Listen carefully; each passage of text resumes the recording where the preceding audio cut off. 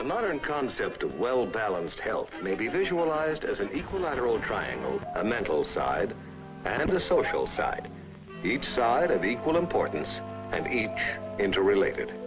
The social side of our health depends largely on our relationship with others, how we get along in a world full of people. Oh yes, we all need people, we must have people, let's make that point right now. We depend upon others, somewhere, sometime, somehow. You take a matador, he needs crowds to roar, ole, in his face. A posse must rely on a fair supply of outlaws they can chase. Prize fighters must depend after each round's end on seconds for first aid. And what an Indian needs with all his rugs and beads is a lively tourist trade. Oh yes, we all need people, we must have people, that's one need we share. We depend upon others, sometime, somehow, somewhere. A boss who likes to laugh has to have a staff dying at his jokes. What golfers need, you bet, are caddies who forget a dozen strokes. All your recording stars need fans round their cars fainting at their feet. And what would Boy Scouts do without ladies who they must help across the street? Oh yes, we all need people, we must have people to make our lives sublime. We depend upon others, somewhere, somehow, sometime. Yes, people need people, and it's been that way since the dawn of time. Man by nature is a social creature. He's always had a desire to be accepted and liked, not to feel different. So he became aware very early of one of the first principles of good social health. Learn how to live with others, but don't give up your own individuality. In nature, too, there are those who have learned to live together. Birds of a feather flock together. Ants and bees have highly organized societies and communities. There are herds of buffalo, flocks of sheep, schools of fish, and gaggles of geese.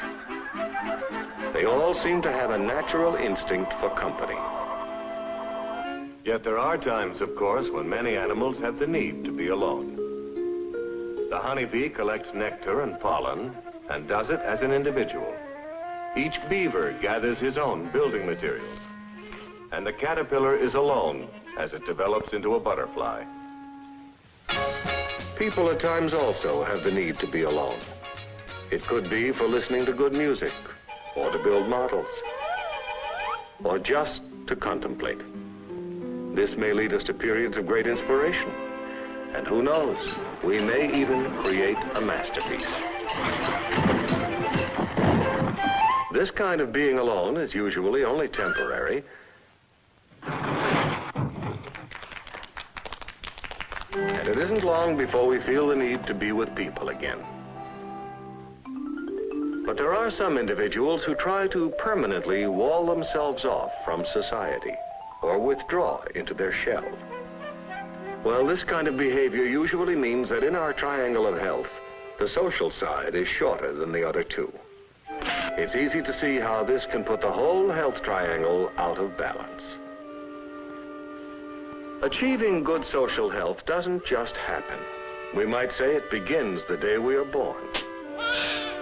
That's when we get our first introduction to an established society.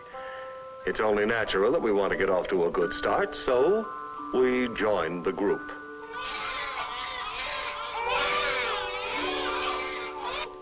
Our family is usually the next social group we come in contact with. They try to guide us in the right direction toward good social health. And before long, we begin to develop intellectually as well as physically.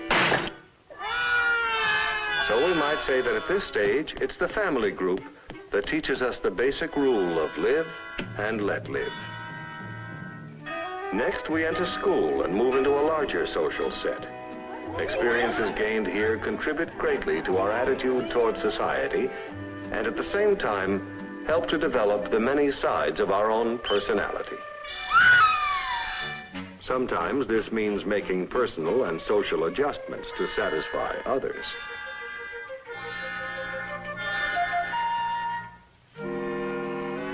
As time goes by, we start our apprenticeship toward becoming an adult. And sooner or later, we come into contact with society as a whole. We find it's usually divided into groups.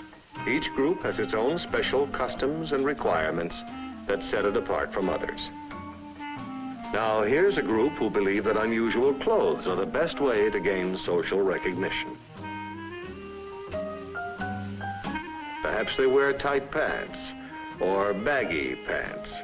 The hemline is either up or down. The hair closely cropped or overgrown, swept up or hanging down. Footwear varies from the open-toed to knee-high boots. But even though fashions have gone through many changes, clothes have always been a surefire way to attract attention, right? Right! Now here's a group we might consider. It's another one of those in groups. Belonging to it is a real status symbol. The membership is limited, of course, and it usually takes some effort to fit in. The only trouble is in adjusting to this group, we may lose our own identity. In trying to become a somebody, we may end up a nobody. Now here's a real dedicated group. They're dedicated to smoking it up, drinking it down, and experimenting with sex and dangerous drugs, frequently with tragic consequences.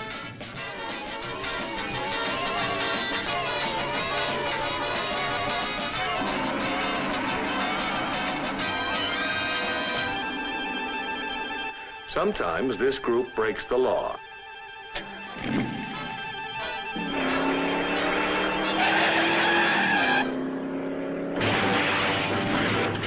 And this is a good way to get that feeling of belonging. In jail, that is. Obviously, membership in this group doesn't contribute to the social side of our health. There are many group activities that greatly improve the social side of our health, and in fact, the whole health triangle. For example, here's a group who enjoy each other's company and still find ways to express their own individuality. Then there are those who go in for team sports. Working together is essential, but the success of the team usually depends upon individual effort. Some groups not only provide social contacts, but let the individual make a worthwhile contribution to society. La, la, la, la, la, la. Well, most of the time. So the choice is up to us. And whether we choose a group or just a few close friends, we know that sooner or later, we are going to have to adjust to people. Oh, yes, we all need people. We must have people. You got that point by now. We depend upon others somewhere, sometime, somehow. Yes, people need people. How we get along with others may greatly improve the social side of our health, and in fact, the whole health triangle. The health of man is like an equilateral triangle, completely dependent on length and strength of each side.